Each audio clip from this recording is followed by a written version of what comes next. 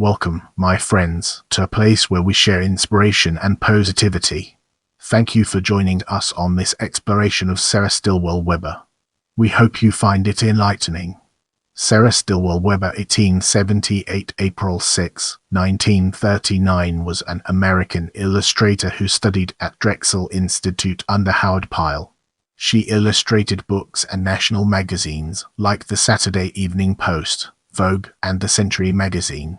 With the groundwork laid, let's now examine early life and its connections to our previous discussions. Sarah South Stilwell was born in Concordville, Pennsylvania.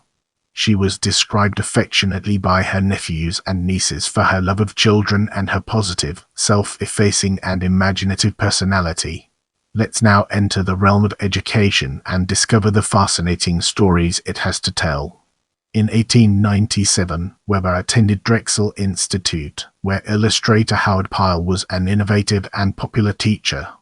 Pyle, as a result, could be selective about the students that he admitted to his classes. He wrote Edward Penfield, who was his friend and art director at Harper's Bazaar, that he required his students to have strong abilities in color and drawing, artistic ability, and imagination. If they did not excel in each of these areas, he would not accept them as a student. Drexel Institute established a scholarship fund for Pyle's most accomplished students to attend an art program at Chadds Ford on the Brandywine. In 1899, Weber won a scholarship for a summer residential art program in a non-competitive, relaxed environment. Of that summer's program, Pyle said that his students benefited from the natural, relaxed setting that allowed them to progress more as artists in a couple of months than they would have in a year of classroom study. The Saturday Evening Post stated that any of the Brandywine School artists had a flair for capturing grace and detail of the Victorian era, yet not letting decoration and detail overwhelm the subject matter. Weber was one of Pyle's favorite students. She was among the first artists to live at his studio in Wilmington, Delaware in 1900. Others included Stanley Arthurs, Ethel Franklin Betts, Frank Schoonover, and Dorothy Warren. Pyle recommended that Weber focus on her life as an artist, rather than marry. Pyle helped her market her work in New York, as he did with other of his top students. As we enter this new phase, let's uncover the impact of career on our broader topic. She was a member of the Plastic Club, which was founded in 1897 by Elizabeth Shippen Green, Violet Oakley, and Jessie Wilcox Smith, and was initially formed a women's art association for the promotion and exhibition of visual plastic arts. Weber illustrated Josephine Darscombe's article A Christmas Hymn for Children, which was printed in the December 1902 issue of the Century magazine. In 1904, the Saturday Evening Post began hiring women to illustrate the covers of their magazine.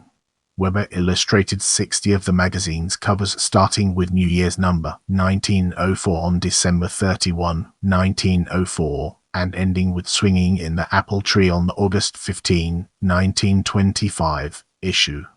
Although she had been offered the ability to contract for scheduled covers, Weber preferred to complete her works to her satisfaction, rather than being constrained by deadlines. She created illustrations of young children, capturing their enthusiastic and delighted faces while playing. The Saturday Evening Post stated that she was particularly adept at creating movement and flow that gave the impression of coming and going, that the subject would dance off the page in the next moment. The images of young girls were often depicted like little women, engaged in charming scenes like flying kites, watering roses, or cuddling cats.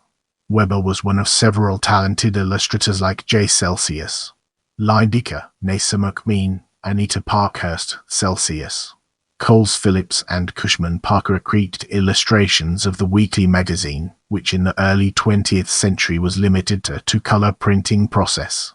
Weber also created covers for the Country Gentleman and Vogue magazine. She also illustrated articles and covers for Harper's Bazaar, Collier's, and Street Nicholas magazines. Weber illustrated advertisements for It Dyes, Scranton Lace Company, Wamsutter Mills, and H.O. Oates. Weber collaborated with Hubbard, her husband, on The Musical Tree. Herbert wrote the poems and music, and Sarah created the illustrations for the children's book.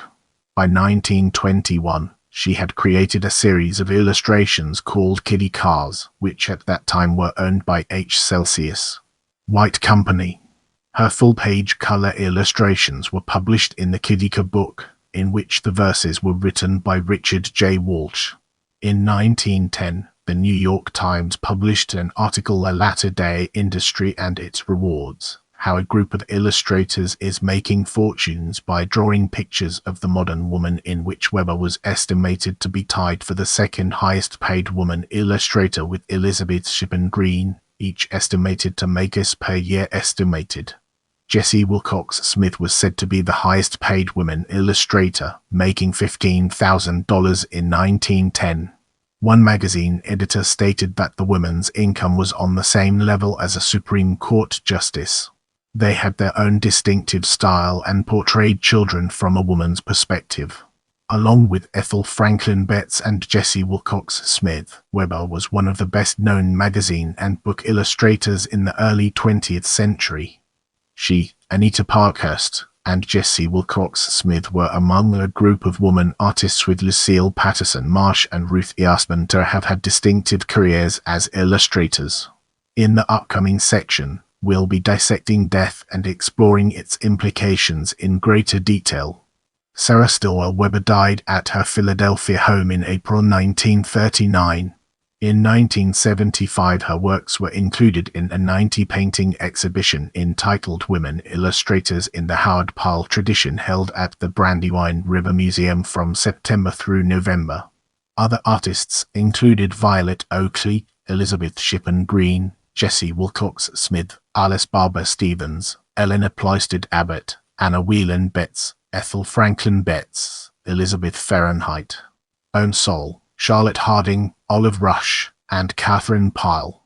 From January 27 to February 21, 2014, an exhibition of her work and 9 other artists were exhibited at Women Illustrators in the Golden Age of Illustration, 1880-1920, at the Barrett Art Gallery in Utica College, New York. The original works exhibited were from the J. Williams American Print Collection. The other illustrators were Jessie Wilcox Smith, Alice Barber Stevens, May Wilson Preston, Violet Oakley, Elizabeth Shippen Green, Mary Halleck Foote, Maginal Bright Enright, Florence Scovel Shin, and Anna Whelan Betts. In this chapter, we'll be unraveling the enigma of collections and discovering its transformative power. Brandywine River Museum Fairy Godmother, illustration for Edith B. Sturgis, The Child in Fairyland, published in Scribner's, December 1907. Delaware Art Museum Vogue magazine cover, Dodd, Mead and Company, A New Day, 1905.